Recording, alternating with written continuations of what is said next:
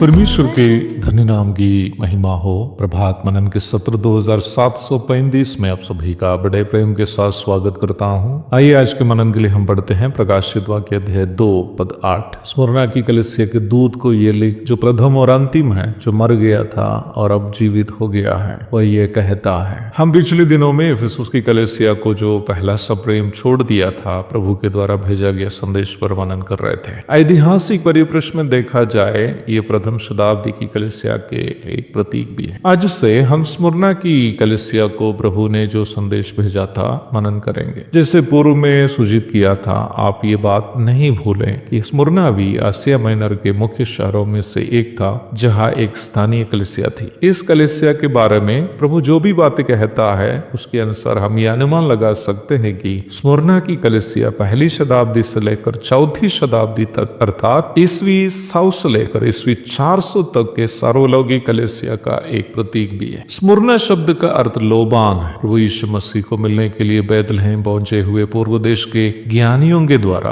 बालक यीशु मसीह के पद चरणों पर अर्पण किए गए 3 कीमती वस्तुओं में से एक लोबान थी। मत्ती 2:11। लोबान का स्वाद कड़वा है और ये विशेषकर सुगंध मिलने के लिए जलाए जाते हैं। पौराणिक समय में मृत शरीर के बगल में सुगंधित महक मिलने के लिए लोबान जलाते थे। स्मुरना की कलीसिया के बारे में आगे के पदों से हमें यह अवश्य जानकारी मिलती है कि इसका स्वभाव लोबान के समान स्वयं जलती हुई भी प्रभु के लिए सुगंध फैलाई हुई एक कलीसिया थी। स्मुरना, जिसका आधुनिक नाम इजमीर है, जो वर्तमान कालीन तुर्की में है, आसिया माइनर के एक सुंदर शहर था और ये विज्ञान और चिकित्सा के क्षेत्र में एक नामी शहर भी था। इसलिए ही इस शहर को द क्राउन ऑफ रोम अथवा रोम का मुकुट कहा जाते थे। ये शहर युद्ध के समय में रोम के लिए काफी महत्वपूर्ण भी था। रोम के साथ अपना गहरा संबंध के कारण स्मुरना में रोम के राजा को पूजने की प्रथा भी प्रचलित। वहां की कलीसिया के लिए निम्न प्रथा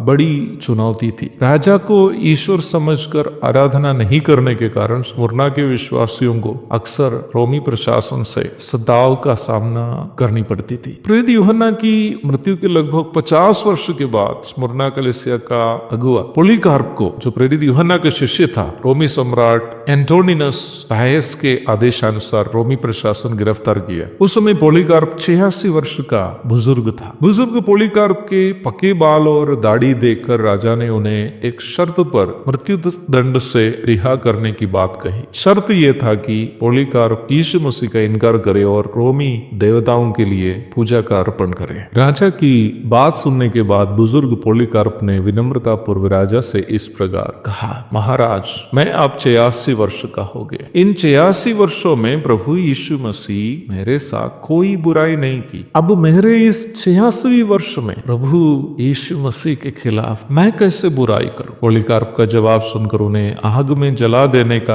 आदेश दिया गया। परंतु जब आग ने उनको कोई हानि नहीं पहुंचाई तो एक सैनिक ने अपना भाला से उन पर हमला की और इस प्रकार पॉलीकार्प, जो यीशु मसीह का महान दास तथा प्रेरित यूहन्ना का शिष्य था, महिमा में प्रवेश किया। मरने के पूर्व पॉलीकार्प ने इस प्रकार प्रार्थना की, पिता, इस अवसर के योग्य मुझे समझने के लिए धन्यवाद, ताकि मैं शहीदों के संग मसीह के प्याले से पी सकूं। स्मुरना में रहने वाले यहूदी भी मसीह विश्वास के कट्टर विरोधी थे और उनके कारण भी वहां की कलिसिया सताव से गुजरती थी। इसलिए स्मुरना की कलिसिया को बाइबल पंडित लोग द पर्सिक्यूटेड चर्च अथवा पीड़ित कलिसिया कहते हैं। प्रभु को उनसे कहना यह था कि वही प्रथम और अंतिम है और वह मर गया था और अब जीवित हो गया है, अर्थात यीशु मसीह में सनातन जीवन अवश्य उपलब्ध है। मृत्यु उनको कभी अपने कब्जे में रख नहीं सकती। एक और शुभ दिन की धन्य कामनाओं के साथ आज का मनन मैं यहाँ समाप्त करता हूँ। प्रभु आप सबको आशीष दे।